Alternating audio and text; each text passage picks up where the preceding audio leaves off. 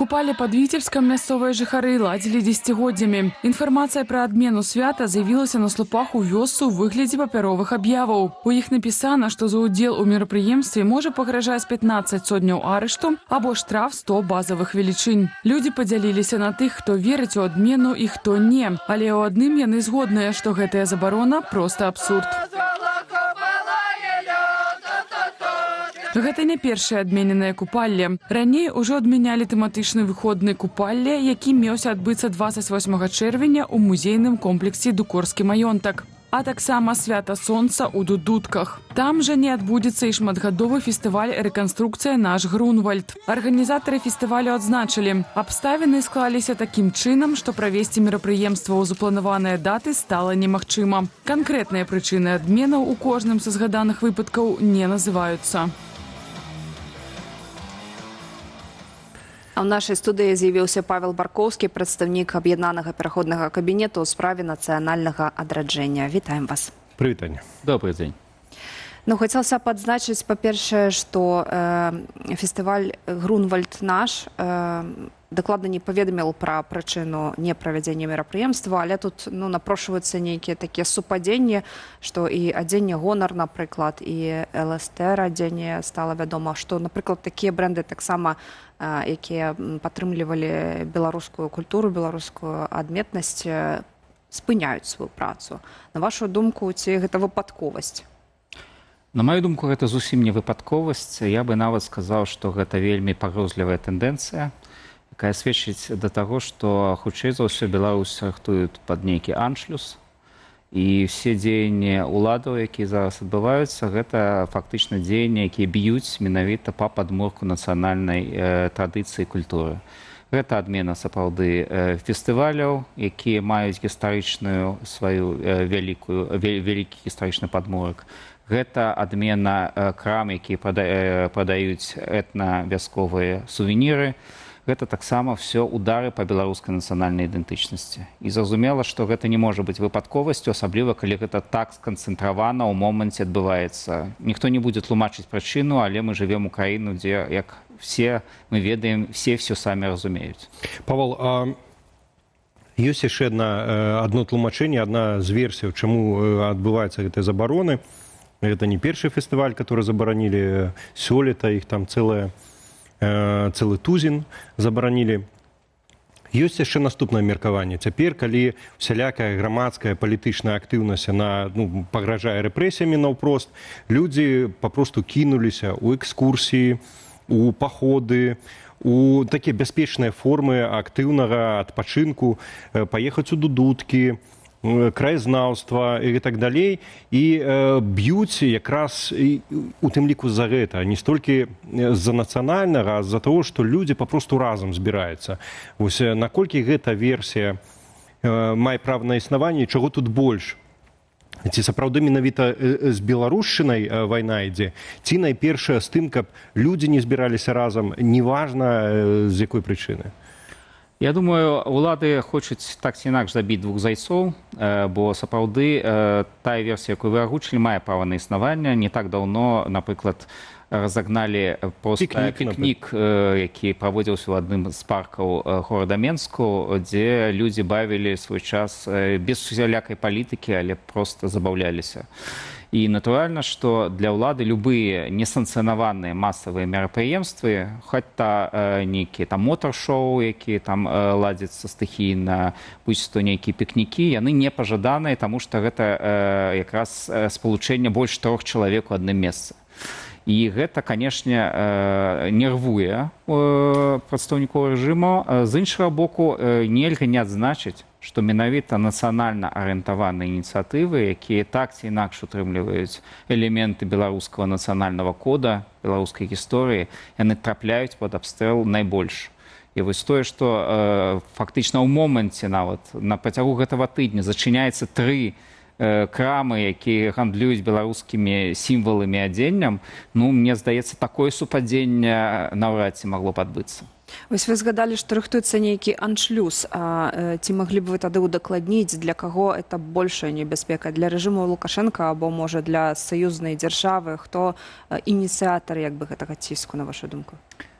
Найбольш гэта, канешне, пагроза, якая сыходзіць з боку Пуціна і Крамля, таму што Беларусь так ці інакш адна з карт, якія ён можа разыгрываць у сваёй вельмі непростай сітуацыі. Зараз, калі пасля ўдалых удараў Украіны па нафтаперапрацоўчай структуры у Расіі адбываюцца сацыяльнае напружанне, недахоп бензіну, адпаведна рост цэн і гэтак далей, відавочна, што трэба нейкім чынам сітуацыю ў публічнай прасторы мяняць. І таксама зразумела, што нават гэтыя сілавыя дзеянні, якія ажыццяўляюцца, у мяне вялікі сумнеў, што яны цалкам кантралююцца адміністрацыяй Лукашэнкі. Таму што большасць сілавікоў, які ў гэтым задзейнічаны, не сакрэт, і гэта людзі, якія маюць у сваіх кабінетах партрэты Пуціна, якія вісяць у іх нават на больш пачэсным месцы, чым лукашэнкаўскія. І, адпаведна, частку сваіх рэпрэсіўных дзеянняў яны могуць рабіць нават не ўзгадняючы гэта з адміністрацыяй. І гэта якраз дзеянні, якія ідуць на карысць таго, каб зачышчаць беларускую тэрыторыю, як зачышчалі, скажем так, тэрыторыі Донбаса, калі туды ўварвалася акупацыйная адміністрацыя. Таму я не здзіўлены буду, калі вось все гэтыя дзеянні, якія зачышчаюць беларускую зараз нацыянальную прастору, гэта менавіта элемент нейкага плана, у якім Беларусі адведзена вельмі непрыемная роля. Павел, як патлумачыць тое, што Лукашенко пагаджаецца на гэту ролю, на гэты сцэнар, таму што все-таки цяжка яго назваць і самым прарасійскім чалавекам, адыёзным такім прарасійскім рускамірцам у Беларусі. Ёсць куды больш адыёзныя за яго фігуры, болей за тое, пра Лукашэнку гаворыць, што ён найперш прасавецкі чалавек, такі савок, который не адмёр. Калі мы памятаем пра Савецкі Саюз, то гэта інтэрнацыяналізм, гэтым тлумачыцца, што яму без праблем запрасіць узбекаў, таджыкаў, каго заўгодна. І тады ж у Савецкім Саюзе не было такога душэння беларушчыны, якое вось з'яўляецца сёння пры ўладзе Лукашэнкі. Чым жа гэта тады патлумачыць? Ці мы недаацэньваем Лукашэнку, ён сапраўды рускамірец? Альбо не настолькі ён прымае рашэнні ў Беларусі, а гэта вось нейкая закуліса рускамірская. Як вось гэта патлумачыць? Лукашенко сапраўды не такі зацяты рускамірец, як ёсць іншыя персанажы ў беларускім палітычным поле. Я не часта пагаджаюсь з тым жа Паўлам Мусавым, які збольшага наш палітычны апанент, але тут я з ім згодны, што фактычна Лукашенко расплочваецца за тыя авансы, якія выдала яму Расія ў 2020 годзе. То есть, калі раней ён мог доўгі час не заўважаць ці, скажем так, нават трымаць беларускую культуру і традыцыю як нейкую такую форму супрацьдзеяння наступу рускага міра і наступу Пуціна, то цяпер у яго проста выкручаныя рукі настолькі, што ён ужо часткова толькі кантралюе тое, што адбываецца ў краіне.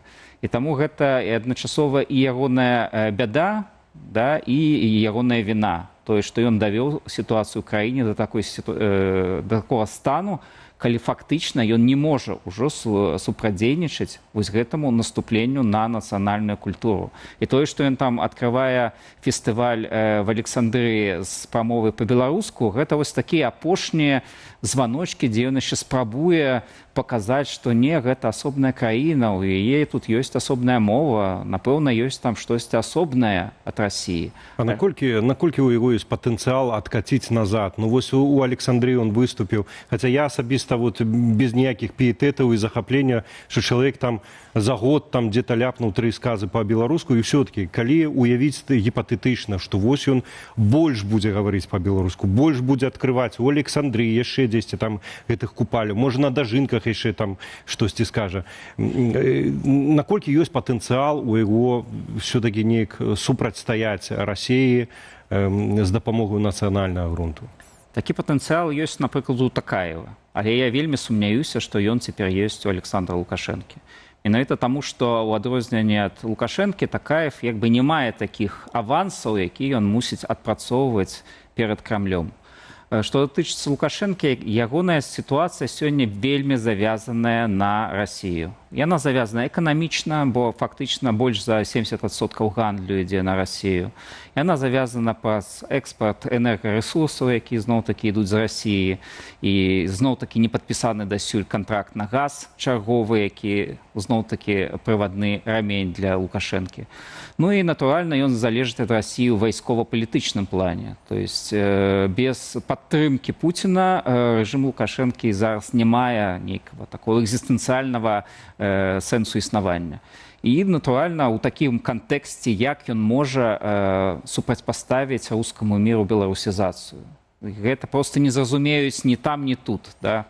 А што прыйдзе на месца знішчаных ініцыятыў? Нам чакаць актывізацыі нейкай рускага дома у Менску, напрыклад, нейкіх лекцыяў пра Пушкіна, пра расійскіх палкаводцаў, ці створыцца пустка, або, можа, беларуская культура здолее сысці ў андэграунд на пэўны час? Беларуская культура і так ужо сёння в андэграундзе, і зразумела, што нельга так уяўляць, што ў Беларусі ўсё мёртвае поле, і там ніякай культуры больш не адбываецца. Натуральна, людзі спрабуюць выжываць у самых жорсткіх умовах. Так, гэта будуць кватэрнікі, так, гэта будзе штосьці падпольнае, штосьці ў стол пішацца, штосьці спяваецца ў стол зноў-такі. Але натуральна, што людзі спрабуюць неяк сваю культуру захоўваць. Але ў публічнай прасторы так, мы бачым тое, што адбываецца. Гэта і дзейнасць рускіх дамоў, якая вельмі актыўная. Гэта дзейнасць іх агентаў у Беларусі. Перадусім, гэта Свята-Елізаветінскі манастыр, але агулам руская праваслаўная царква, гэта такі відавочны праваднік ідэалогіі рускага міру ў Беларусі. Яны вельмі актыўныя, яны падтрымліваюць мерапрыемствы ў гонар герояў СВО, як яны іх называюць, перадаюць гуманітарку і так далей. То есть тут прамая падтрымка. Ну і, натуральна, мы бачым засілля проста расійскіх выканаўцаў і на канцэртах, і ў публічных прасторах. Ну, дайшло да чаго, што Нацыянальны акадэмічны тэатр імя Янкі Купалы узначальвае чалавек, які выхадзец з Расійскай Федэрацыі. То есть, што там дасюль захаваўся рэпертуар па-беларуску, но тут гэта нейкае дзіва. Ну, там нават на беларускія ролі ставяць расійскіх выканаўцаў, якія па-беларуску-то тры словы звязаць не могуць. І менавіта таму сёння, як ніколі, важна уласна беларусам. Зразумела, што ўлады ведуць пракрамлёўскую палітыку, але не хадзіць на Газманова, кожны з нас у сілах. Размаўляць міжсобку і са сваімі дзецьмі па-беларуску. Кожны з нас абсалютна ў сілах. І да гэтага мы, спадарства, вас заклікаем. А Паўлу дзякуем за сённяшнюю размову.